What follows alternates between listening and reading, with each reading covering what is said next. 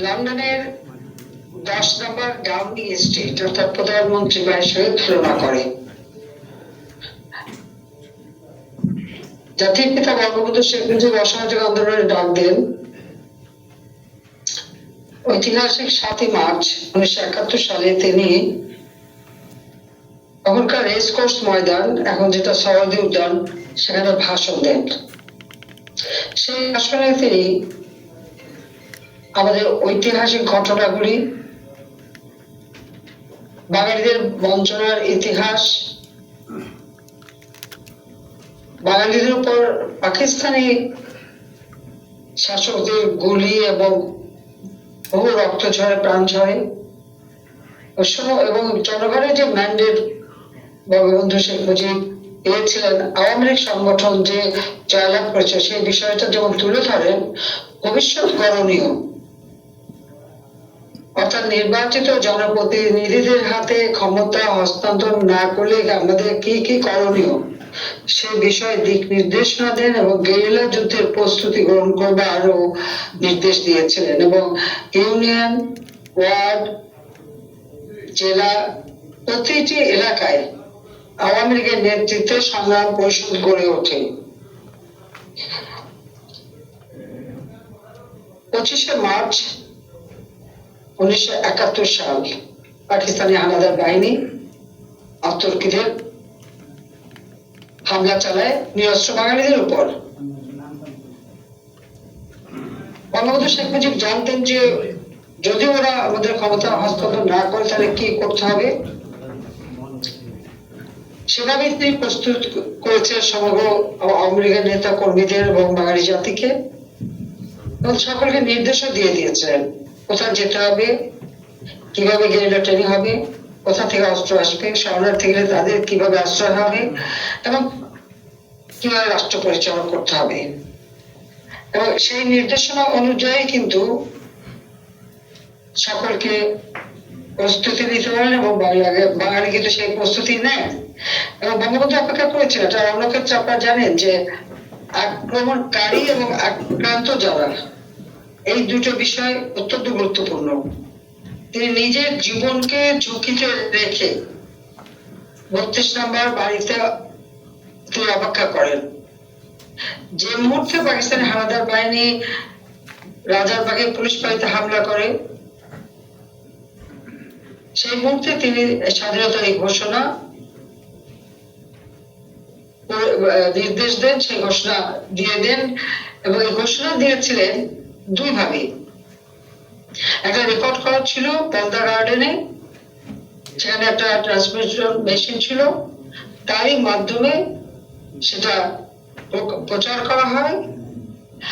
আর আজকে যে বিজিবি অর্থাৎ বিডিআর বা তখনকার ইপিআর পিলখানায় সুবেদার মেজর শওকত আলী তার তেজস সাথে নিয়ে সেখানে অপেক্ষা করেছিল।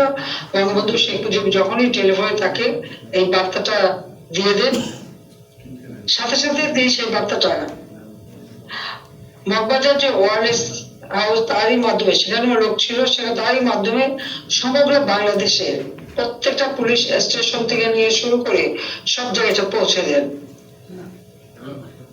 এবং আওয়ামী লীগও প্রস্তুত ছিল, এই বার্তাটা টেলিগ্রাম, টেলিপ্রিন্টার বিভিন্ন ভাবে তাদের কাছে পৌঁছে যায়। আর পদ্মা গার্ডেনে তখন ইঞ্জিনিয়ার বোধহয় নুরুল হক, তিনি ওখানে উপস্থিত ছিলেন। তিনি এটা প্রচার করার পরে আবার তিনি ফোন করেন 32 নম্বরে, তখন হাজি মোর্শেদ সাহেব ফোনটা ধরেন, বলে এখন কি করণীয়। বঙ্গবন্ধু শেখ মুজিবুর রহমানের নির্দেশ ছিল যে এখন ওই ট্রান্সমিশন মেশিনটাকে পাশে পুকুর ছিল, ওখানে ফেলে দিয়ে তুমি সরে যাও। আসলে কি সরতে পারেনি। পাকিস্তানি হানাদার বাহিনী শওকত আলী এবং এদের সহায়ক বাহিনীকে গ্রেপ্তার করে।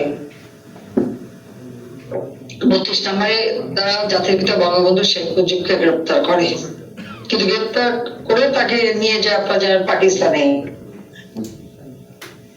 7ই মার্চের ভাষণের পরে থেকেই তাদের নজর ছিল যে তিনি কি বললেন। ওরা আসলে সেভাবে ঠিক বুঝতে পারেনি যে বঙ্গবন্ধু যে নির্দেশ দিলেন, যেটা বাঙালি অক্ষরে অক্ষরে বুঝতে পেরেছিল, সেটা ওদের বোধগম্য ছিল না।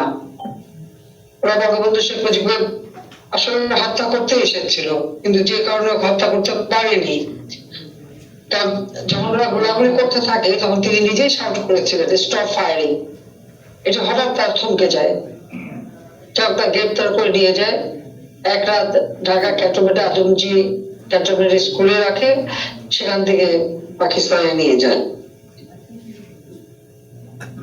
কিন্তু নির্বাচিত প্রতিনিধি তারা একত্রিত হয়, প্রথমে আসামে, বাগডোগরাতে, আগরতলায় এবং কলকাতা, ওখানে। তারপর সবাই একত্রিত হয়ে সরকার গঠন করে। জাতির পিতা বঙ্গবন্ধু শেখ মুজিবুর রহমানকে রাষ্ট্রপতি, সৈয়দ নজরুল ইসলামকে উপরাষ্ট্রপতি, তাজউদ্দিন আহমদকে প্রধানমন্ত্রী এবং মনসুর আলী, কামরুজ্জামান সহ এমনকি খন্দকার মোস্তাফর ছিল, সবাই মন্ত্রিপরিষদের সদস্য। তো এই সদস্য, এই মন্ত্রিপরিষদ এবং তখন ঘোষণা পত্র লিখিত হয়। সেই ঘোষণাপত্র পাঠ করা হয় এই আজকের দিনে,